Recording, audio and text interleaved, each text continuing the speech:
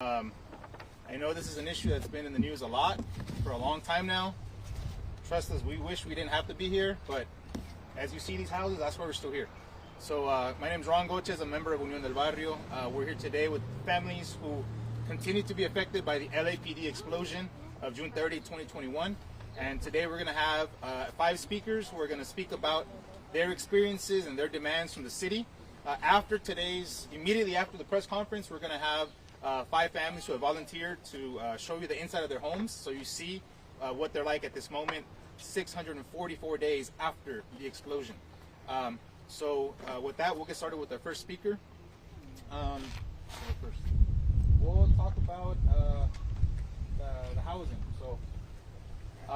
We know that the city contracted a company to find housing for the families who were displaced because of the fireworks explosion.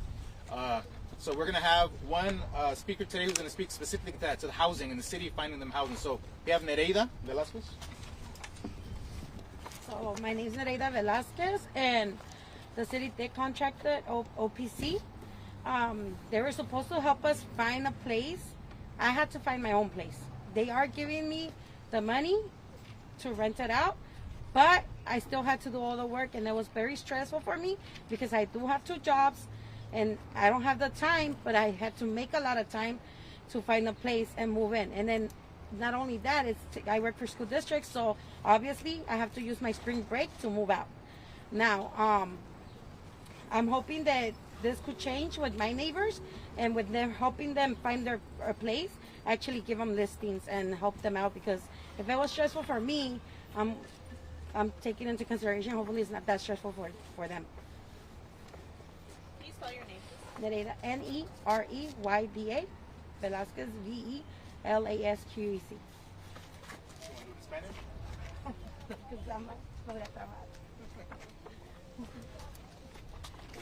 Okay, so as you heard, Nereida said that the company that was hired by the city to find housing has not found any housing for any of the families. Not one single apartment has been found by this company, who's being paid hundreds of thousands of dollars to do this work. They haven't found not one unit for any one of these families. The ones that have found an apartment found it on their own. So I think that's really, that's our tax dollars going basically to waste. Okay, next we're going to have one of the families is going to share about the consequences of it taking so long for the city to fix the problem. So one of the problems that we've seen, and I'll let him tell you more about it, is theft. People in the community know these houses are abandoned, and so it's been free reign for people who want to break in to steal things. So I'm going to have,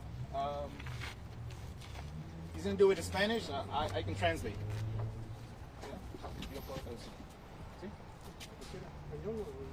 ¿Puede ser en español? No, en español. Ok, yo la traduzco. Digo usted. Sí que yo la digo.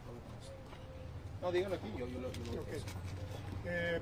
Lo que quiero también que se resuelva el problema de las casas en las últimas 3 semanas. Las últimas 3 semanas atrás, en una sola semana me robaron 3 veces. Totalmente la casa fue saqueada, ya no hay nada que más puedan llevar. Y quiero que la ciudad se haga responsable y que paguen alguien tiene que pagar por lo que se robaron. La ciudad es la responsable y quiero que pague la ciudad. So he said in the last 3 weeks they've broken into his home at least 3 times, and they've completely cleaned out his house. They took everything inside of his home. He said the city is responsible for this and he wants him to pay for it. Was the house empty, or he was Estaba viviendo ahí, Estaba así, o sea, no, no estoy viviendo ahí, pero la casa estaba llena, tenía todos sus muebles. He said he was not living there anymore. It's uninhabitable, but it was full. The house was full with furniture and everything, but they wiped it out.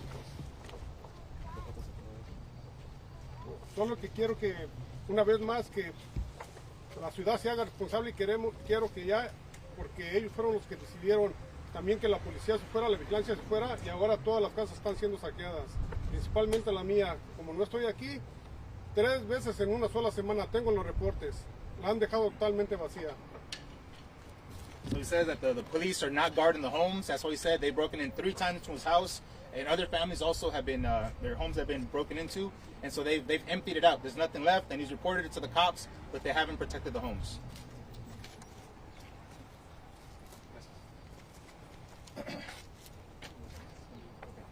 So now going back to the issue of housing, as you all know, March 31st was the deadline that the city had given them originally, and then the families organized and pressured the city into extending that stay at the hotel.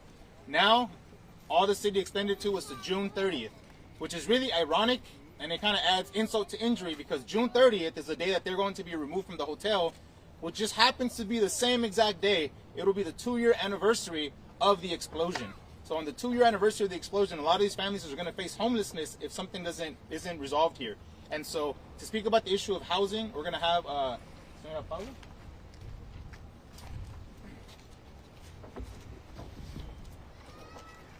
Yo me llamo Paula Benítez y soy una señora de la tercera edad y estoy enferma y yo no tengo dinero para pagar un departamento de $2,000, $3,000 porque ya me están corriendo del hotel y yo no tengo a dónde irme y yo quiero que me den que nos den un contrato indefinido para que nos vayamos y cuando esté nuestra casa arreglada para que nos regresemos del hotel a la casa. So her name is Paula Benitez. She's saying that she's an elderly person. She's also she's ill. She says she cannot afford $2,000 to $3,000 a month in rent. So she doesn't know what she's going to do come June 30th when she has to leave the hotel.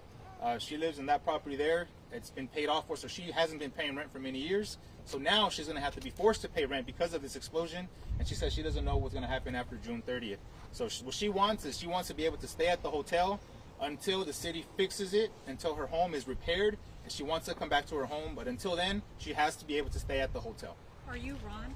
I'm Ron. I'm Laura Diaz. We spoke on the phone. Yes.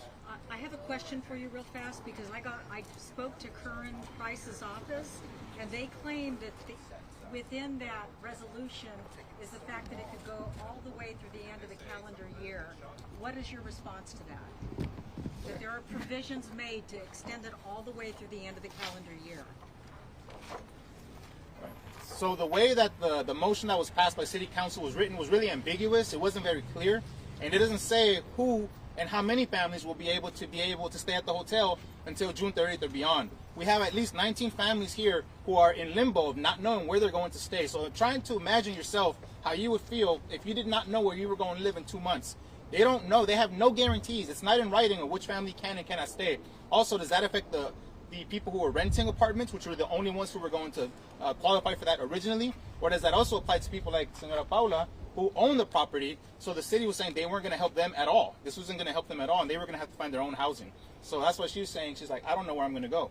Because she has a property, she owns it, but it's destroyed, so she can't live there. Well, they're claiming that they have provisions set up for people, a team of people to help you, as well as money allocated to take through at least the end of 2023. So is that a comfort to you, or do you not believe them? What are you saying? Today is marked 644 days since the explosion. These houses look exactly the same way they did 643 days ago.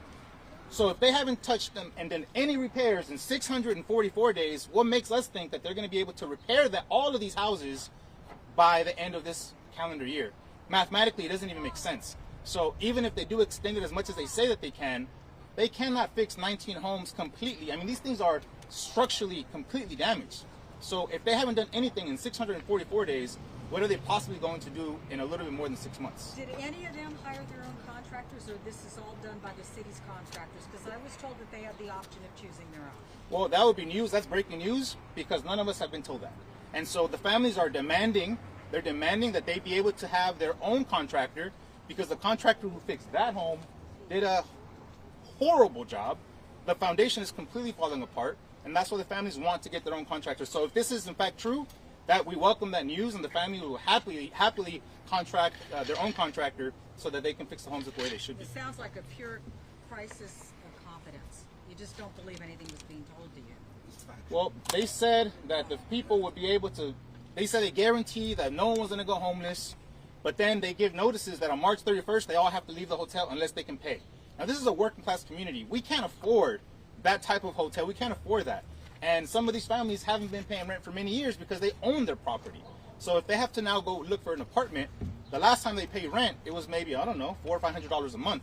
Now, you couldn't find a box to live in for $400 or $500 a month in Los Angeles. So that's why this is a really serious and critical issue, and that's why these families are here still today, demanding that their homes are fixed. What have your conversations been like with your council member? Well, let me go with the rest of the speakers, and then we'll take questions. Okay? Because we have notice.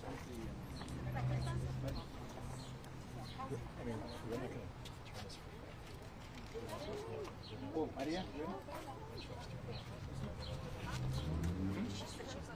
Yes.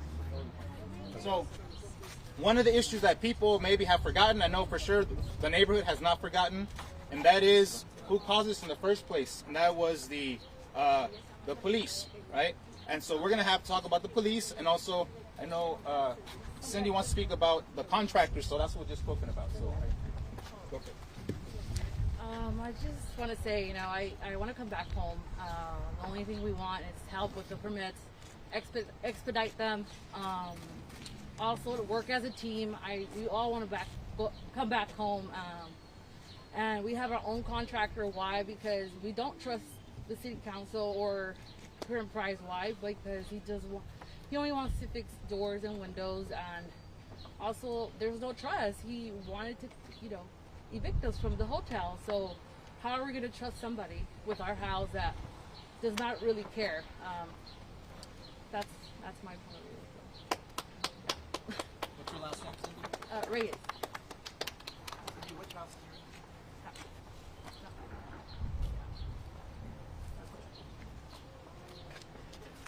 in? Okay, thank you, Cindy. So now, again, as I was mentioning, one of the issues here that's important is the police, the ones who caused the explosion in the first place. So to speak to that issue, Maria is going to be able to speak. Okay. Good afternoon. My name is Maria Velasquez. I live in that house, and my issue is with the police. I mean, we all know who had the fireworks. They put his name out in the business like within 24 minutes. So I want to know the name of the police officers, the ones who caused all this destruction, all this. So we need to know who they are, because if it was one of us, we would have been in jail. We would have lost our life, regardless of what it is. Because, I mean, if it was a civilian, come on, what would we have done? We would have lost everything. We would have been in jail.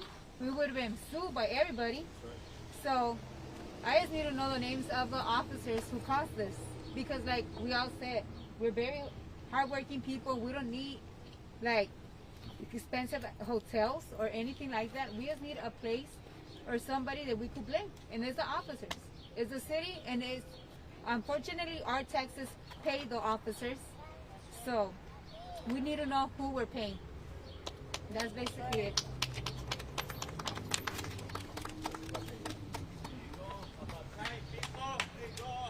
So as you see, the neighbors know, the neighborhood knows what's going on. As was said with the previous speaker, trust. Do we trust our politicians? Do we trust city council? Well, if they can't even give us the name of the people responsible for this explosion, how can we have any trust in them? And so, like has been said before, if any one of us blew up something that huge and affected this many people, we would be, we would be in a lot of trouble. But because it's police officers, they've been protecting them and hiding their names, and we have, as a community, cannot take action to sue these officers because they are being protected. So that's the type of trust, the relationship that we have with the city and with the police department. Another super important issue, the cameras today, you'll be able to go inside the houses, you'll be able to see for yourself the destruction, the physical destruction of the properties. But some of the things that you can't see, the damage, is to mental health. A lot of the kids in this neighborhood, adults as well, people with special disabilities, special needs, who have been seriously impacted by this explosion. So the mental health of the community has suffered a lot, and people continue to suffer to this day. So we're going to have Luisa, who's going to speak about that experience and how it's affected her family, and I'll be able to translate that as well. Buenas tardes, mi nombre es Luisa Bonilla. Acérquese más al micrófono, por favor. Mi nombre es Luisa Bonilla y soy una de las afectadas. Yo lo que quisiera es que nos ayudaran con la salud mental de nuestros hijos, porque es de lo que se han olvidado. Aquí prometieron mucha ayuda y no la hemos recibido. traen la clínica móvil, pero esa solo se encarga de chequeos físicos y a mí no me ayuda en nada eso. Y también pido que vuelva la seguridad a la calle 27, porque yo vivo a la par del edificio y es donde más se han metido, aparte de la casa del otro vecino.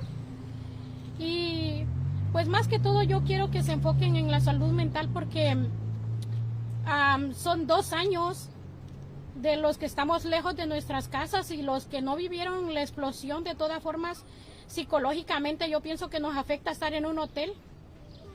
Y pues eso quisiera que nos ayudaran.